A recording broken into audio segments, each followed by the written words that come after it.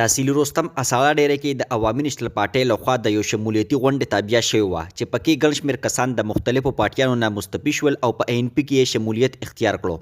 د پارټۍ مشرانو نوي شامل شوي کسانو ته د پارټۍ سرې ټوپۍ هم په سر کړې. غونډې ته د عوامي نېشنل پارټۍ رهنما میر مردان حمایت الله مایار، د خلق آئین 21 امیدوار احمد علي خان، د PK 55 امیدوار سید محمد سهیل باچا، تحصیلي رستم صدر جهانگیر عالم خان، ضلعي رهنما ایاز خان، حاجي سلامت او نورو وینا وکړه.